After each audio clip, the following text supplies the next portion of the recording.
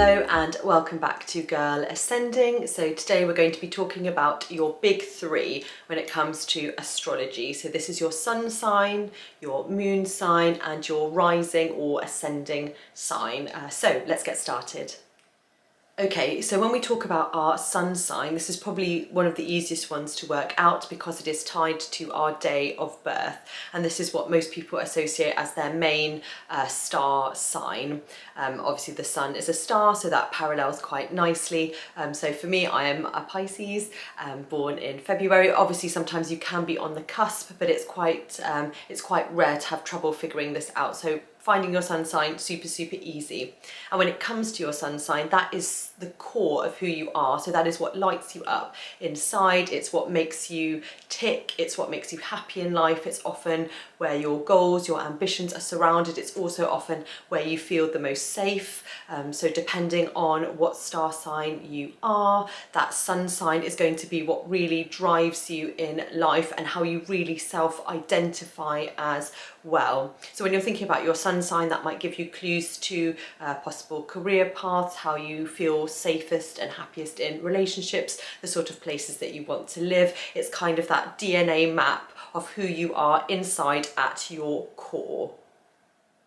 Okay, and now when we're thinking about our moon sign, so this can be a little bit trickier to work out. You need to really look at your birth chart in order to find this out. So I'll leave some links down below as to some easy websites where you can type in your basic information and it will help you to ascertain what your moon sign is. And it will also give you lots more information about where other planets sit in your chart as well, which is obviously good when you want to build a bigger astrological picture for yourself as well.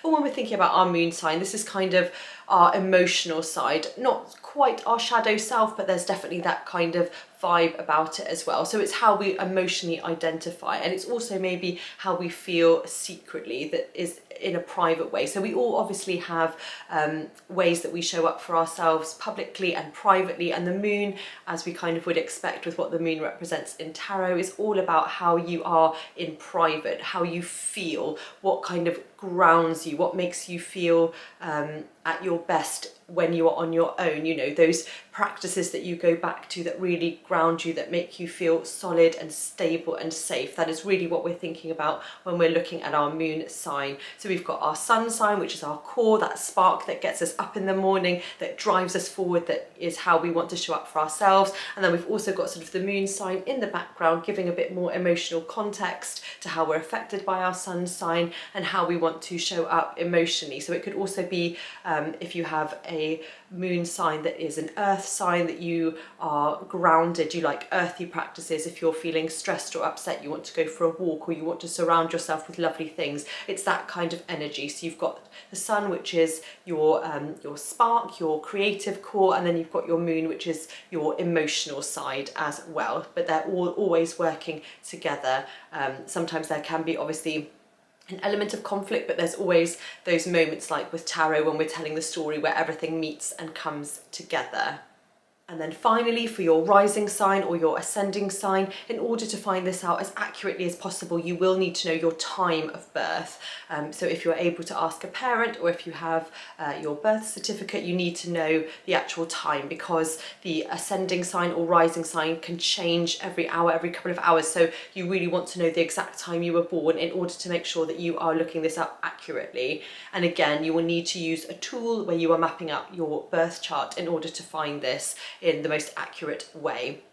But your rising sign is basically how you appear to other people, how you come across, how people meet you. So sometimes it can be quite challenging when we find out these big three to kind of see how they all piece together, because I think a lot of us grow up identifying strongly with our sun sign. That's the sign that we're born under, and we feel that this really is how we self-identify. And then when we find out what our rising sign is, that can be completely opposing. If you say you have a sun sign in a water sign, and then you realise you have an ascending sign or a rising sign in a fire sign, so they're quite opposite and also not always the most collaborative of elements, it can feel a bit of a push and a pull. But when you work out all these pieces, it can start to really build that picture for yourself astrologically, where you can see, okay, this is what makes me tick, this is how I feel best, this is how other people are perceiving me and seeing me, so how do I want to moderate myself or my behaviour in order to kind of make all these pieces fit together and serve me at their best.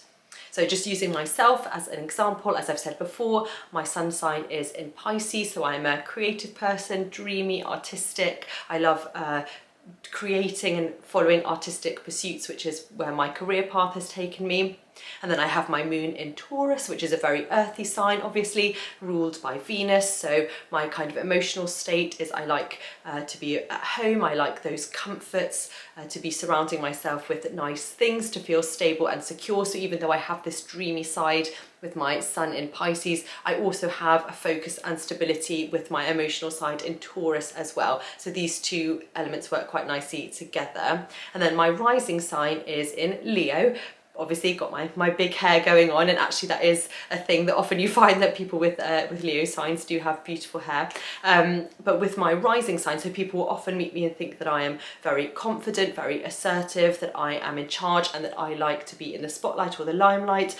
But that's not always true, because I also have my Pisces side and my Taurian side as well. So it's really fun when you start to unpack it and kind of see, okay, how all these pieces are fitting together. But once you find your big three, that can really help to kind of set you on the path of unpacking your astrological baggage as well. So it's really good fun. So let me know down below your big three.